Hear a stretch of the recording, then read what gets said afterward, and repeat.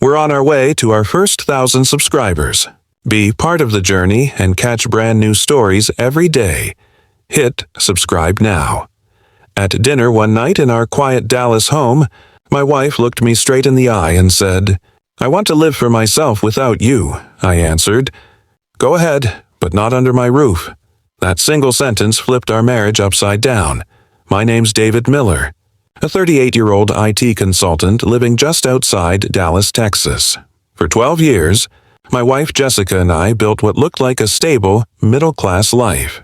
We had a 3-bedroom ranch house, 2 cars in the driveway, a golden retriever named Max, and a routine that felt safe, if not exciting. Was the steady one. Early mornings, long hours at work, saving for our future. Jessica had always been the more spontaneous partner, working part-time at a local marketing agency while exploring hobbies and side projects. We'd met in college, and back then her restless energy was what drew me in. Lately, though, it had turned into something else. Distance, secretiveness, a quiet resentment I couldn't name. For months, small cracks had been showing. She started staying late at networking events. Our dinners grew quieter. Her phone became a constant companion, flipped a screen down whenever I entered the room. When I asked if everything was okay, she'd sigh and say, "I'm just tired." One Thursday evening, I came home to find Jessica sitting at the kitchen island, a single glass of wine in front of her. No TV, no music, just her and the wine. Max wagged his tail, but even he seemed to sense something off. She didn't wait for me to set my briefcase down. "David," she said, her voice flat but trembling, "I can't do this anymore. I want to live for myself. Without you." For a moment I thought I'd misheard. The words didn't sound like her, but the look in her eyes did. Determined, almost relieved. I swallowed hard, my mind racing through a dozen memories. Our first apartment. The night we adopted Max, the vacation she begged for, but we couldn't afford. I wanted to argue, to ask who myself really meant, but something inside me snapped into clarity instead. I stepped closer, keeping my voice calm. "Jessica, if that's what you want, go ahead. But not in my house. Not under my roof. You made your choice." She blinked, stunned. I'd never raised my voice to her, never drawn a hard line. "You're kicking me out?" she whispered. "I'm telling you," I said slowly, "that you can't live here while you live some other life. This home isn't a hotel. It's built on trust." She looked down at her wine glass. A long silence stretched between us. Max whined softly at our feet. That night, for the first time in 12 years, Jessica slept in the guest room. I lay awake in hours, staring at the ceiling, realizing my marriage had just shifted from a question mark into an answer. The next morning felt like waking up after a tornado. The house was the same, but the air was heavy. Jessica came out of the guest room still in her work clothes from the night before. She avoided my eyes as she poured coffee. "I'll pack my things this weekend," she said flatly. "You can take the time you need to figure out where you're going," I replied. "But you can't stay here indefinitely. This isn't punishment, Jess. This is a boundary." That word, boundary, hung between us like a foreign language. For years, I had been the accommodating husband, working overtime, letting her chase every side project, forgiving the late nights without questions. It wasn't until she said she wanted to live for herself that I realized I had been quietly erasing myself. She nodded stiffly. "I already have a friend's place lined up." "Good," I said. "Then we're clear." After she left for work, I sat at the kitchen table with Max curled at my feet. My phone buzzed with a text from my friend Chris, an old college buddy now running a small business in Austin. He'd seen one of my Facebook posts, me smiling next to a server rack at a client site, and wrote, "Looks like you're killing it, man. Ever think about branching out on your own?" For months, I had been quietly working on a side project, designing a cybersecurity tool for small businesses. It had been my outlet, something I tinkered with at night when Jessica was out. But reading Chris's message now felt like a nudge from the universe. That evening, while Jessica stayed late again, I pulled out my laptop and a legal pad. I listed everything, my savings, my contacts, the prototype of the software, potential clients. The more I wrote, the clearer my next steps became. Her decision to live for herself had opened a door for me to finally live for myself, too. By Saturday, Jessica had packed. She filled 2 suitcases and a box of personal items. We stood in the driveway, Max sitting between us like an unofficial witness. "I didn't think you'd actually let me go," she muttered.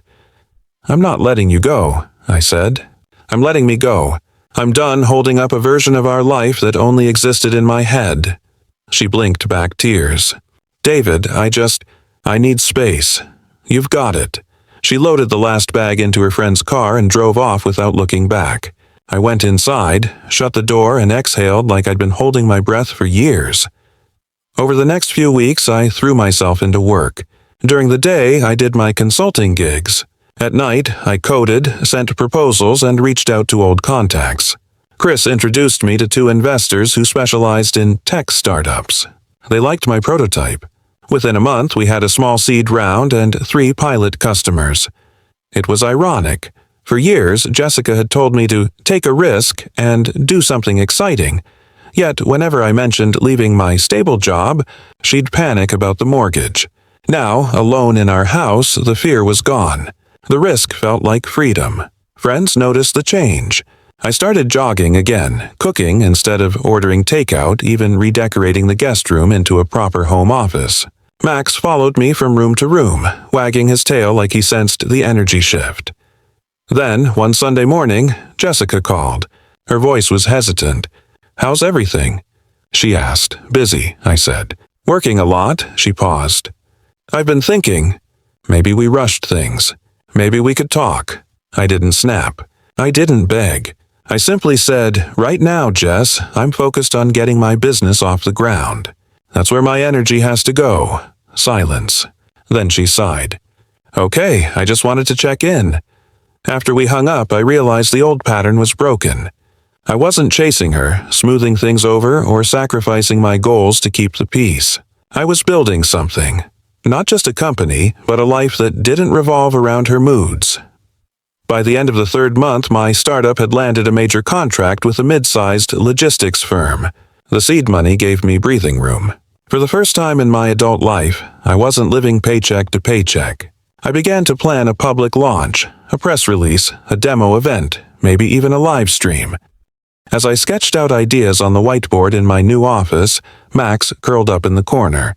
I thought about Jessica's last words at the kitchen island. "I want to live for myself. Without you." She had no idea that she was handing me the same gift. 3 months after Jessica left, my life looked completely different. The living room was lined with boxes of branded merch and demo kits. My dining table had turned into a workstation. Even Max wore a tiny bandana with our company logo for fun. On the morning of the launch, sunlight streamed through the blinds as if the whole house was rooting for me.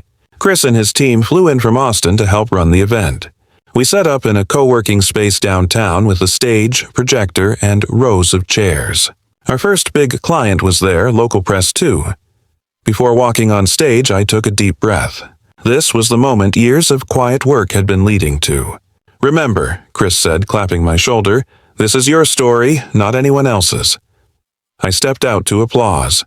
I spoke about the problems small businesses faced, about security and peace of mind, about why we built this tool.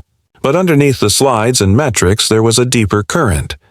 This wasn't just a pitch, it was proof that I had built something out of all those lonely nights. The live stream numbers climbed. People tweeted screenshots. Even my old manager texted congratulations. By the time we wrapped, our inbox was flooded with inquiries. Later that night, back home, I posted a simple photo on my personal page, me holding the prototype in one hand, Max at my feet with the caption, "Launch Day." We're officially live. Grateful, focused, and free. Within minutes, the likes and comments poured in. Buried in the notifications was one name I hadn't seen in weeks, Jessica. Her message was short. "Wow, proud of you. Can we talk?" I stared at it for a long time. There was no gloating, no anger in me anymore, just a quiet clarity. I typed back, "Thanks. I'm busy this week with follow-ups. Hope you're well." A few hours later, another ping. I didn't realize how serious you were. Maybe we could meet for coffee. I miss Max. I closed the app and set my phone down. Max jumped onto the couch and rested his head on my knee. I scratched behind his ears and smiled. The launch had been a success. The old dynamic had been reversed without any theatrics or revenge. For the first time, I wasn't reacting to Jessica. She was reacting to me. My boundaries, my focus, my work had created a life that was mine, not a bargaining chip. The weeks after the launch were a blur. We landed 2 more major contracts, hired our first employee, and signed a lease on a small office downtown. Every morning I walked in with a coffee and a quiet sense of ownership. This wasn't a fantasy anymore. It was a functioning business. Jessica's messages kept trickling in. At first it was casual, then warmer, then almost apologetic. She asked how Max was doing, said she missed the old us, hinted at catching up, but I never felt that old pull to reply. The space I had built for myself had become too valuable to hand back over. One afternoon, while sorting mail at the office, I came across an envelope with no return address. Inside was a short note in Jessica's handwriting. "I'm sorry. I didn't see what you were building. I hope you're happy." I folded it neatly, placed it in a drawer, and went back to work. There was no bitterness left. Just the steady hum of servers, the tap of keyboards, and Max snoring under my desk. For years, I had let other people's doubts dictate my pace. I'd hidden my ideas, cushioned my ambitions, and waited for permission. Jessica walking out had hurt, but it had also been a hard reboot. Without the noise, I had finally listened to my own plan. Now, instead of seeking validation, I was offering value. Instead of waiting for someone to believe in me, I'd built something worth believing in. That shift wasn't about revenge. It was about respect for myself, for the work, and even, in a strange way, for Jessica's choice to leave, sometimes at night. When Max and I walked past the coffee shop where Jessica and I used to sit, I'd glance inside and remember how small my dreams used to feel. And then I'd look at my phone, at the growing numbers, the team messages, the contracts waiting to be signed, and think, I did this quietly. I did this cleanly. If there was a lesson buried inside all this drama, it was simple. You can't control who stays, but you can control what you build. And sometimes the best response to being underestimated isn't an explosion. It's a life so solid, so clear, that it speaks for itself. I picked up Max's leash and headed home. Tomorrow was another early morning, another meeting, another chance to push this company further. Jessica had chosen her path. I had chosen mine. And for the first time, I was exactly where I wanted to be.